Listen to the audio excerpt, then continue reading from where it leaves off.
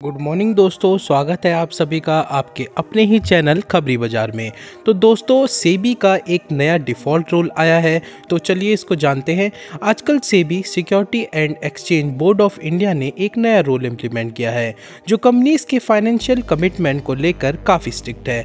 इस रूल के मुताबिक अगर कोई कंपनी ₹1 का भी पेमेंट डिले करती है तो इंटरेस्ट या प्रिंसिपल दोनों में से कोई भी तो वो डिफ़ॉल्टर डिक्लेयर हो जाएगा।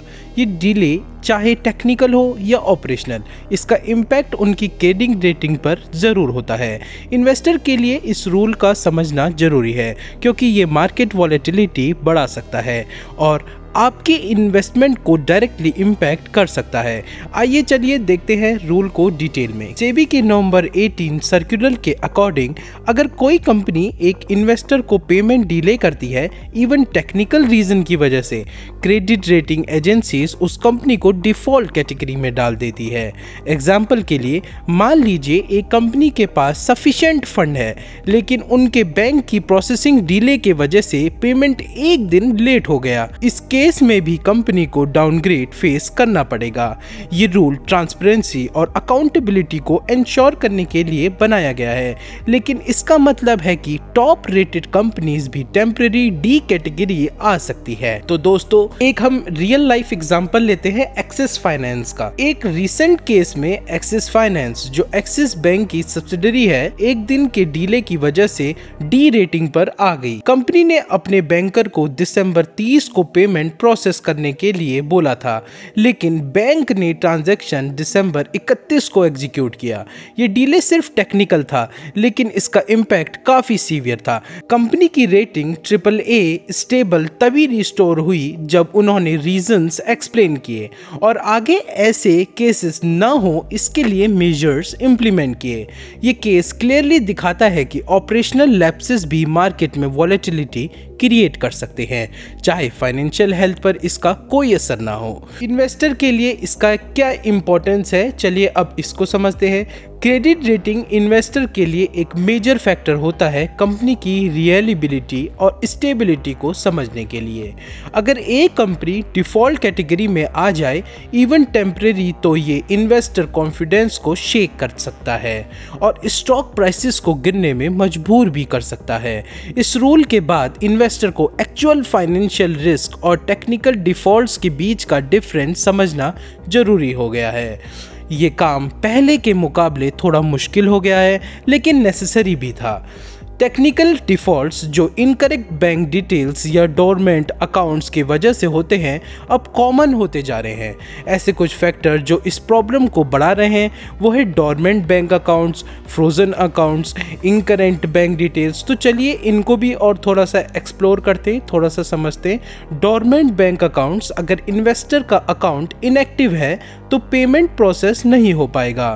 फ्रोजन अकाउंट, टैक्स या लीगल एक्शन की वजह से बैंक अकाउंट फ्रीज हो जाते हैं। इनकरेंट बैंक डिटेल्स, अगर इन्वेस्टर के अकाउंट डिटेल्स गलत हैं तो पेमेंट फेल हो सकता है।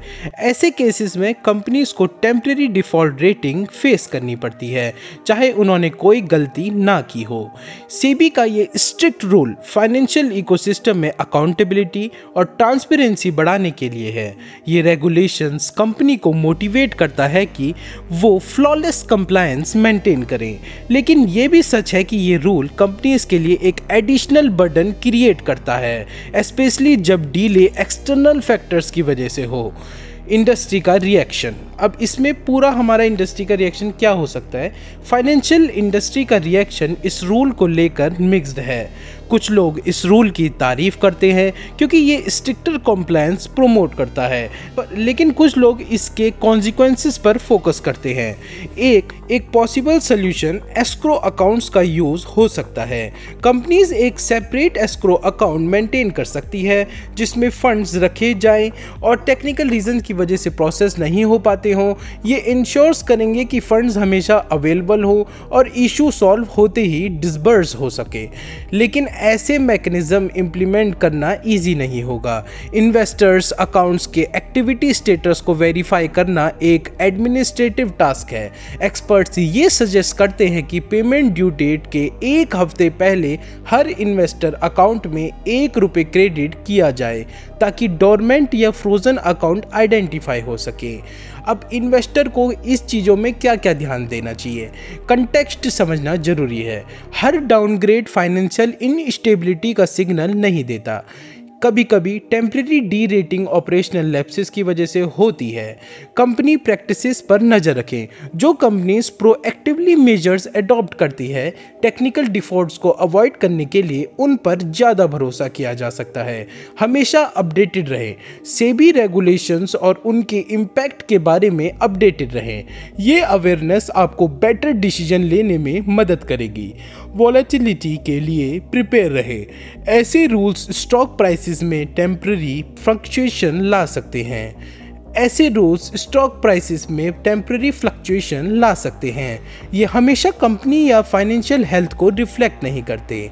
कंक्लूजन, सेबी का ₹1 1 डे रूल एक डबल एज्ड स्वॉर्ड है, मतलब एक दो धारी तलवार। एक तरफ ये फाइनेंशियल मार्केट में अकाउंटेबिलिटी और ट्रांसपेरेंसी बढ़ाता है, तो दूसरी तरफ ये कंपनीज पर कंप्लायंस का एडिशनल बर्डन डाल रहा है। इन्वेस्टर के लिए सबसे जरूरी चीज ये है कि वो विजिलेंट और इन्फॉर्म्ड रहें।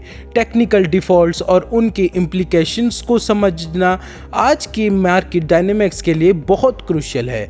इस रूल की वजह से कंपनीज को बेटर सिस्टम अडॉप्ट करने पड़ेंगे जो लॉन्ग टर्म में फाइनेंशियल इकोसिस्टम के लिए बेनिफिशियल होगा। इन्वेस्टर के लिए ये एक नया चैलेंज है, लेकिन एक अवेयर इन्वेस्टर हमेशा इस तरह के हडल्स को एफिशिएंटली टैकल कर सकता है। तो दोस्तों, कैसा लगा आपको हमारा ये शॉर्ट इन्फॉर्मेशन? ऐसे ही daily updates stock market related videos के लिए आप हमारे चैनल खबरी बाजार को फॉलो कर सकते हैं। यहाँ पर हम to the point accurate content एक बहुत ही सिंप्लीफाइड वे में समझाते हैं। धन्यवाद। इससे भी कोई नीच ख्याल हो तो मन में ना रखो, वो भी बता दो हमको। ले जाओ पैसे।